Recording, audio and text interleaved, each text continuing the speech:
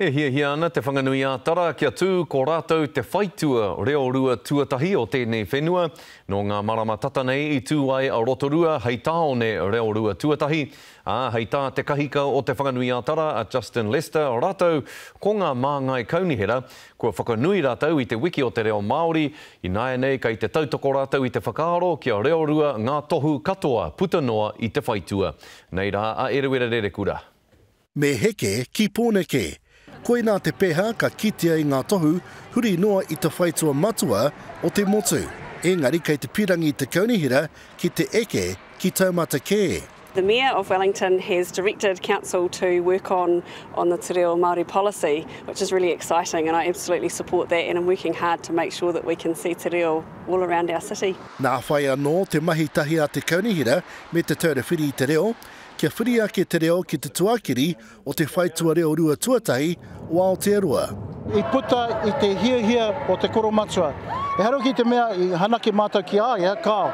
I haro mai ki ia kia mātou me tana tono kia reo rua te kaunihira o pōneke.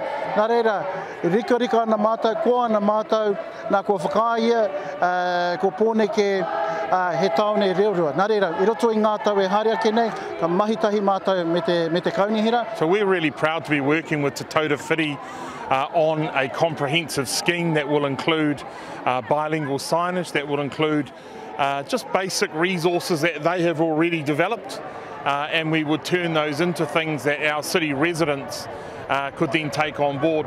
Hei tā Igula no, e hara I te tohu tākoha no iho. Look, this is about doing a little bit extra. We heard today, you can say kia ora, or you can say kia ora e hoa.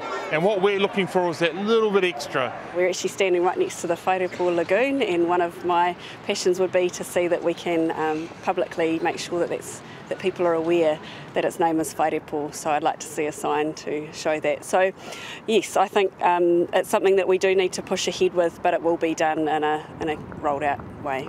Nō reira, kua nei ka toka tū moana ko pōneke te whaitua reo rua nui tuatahi o te motu.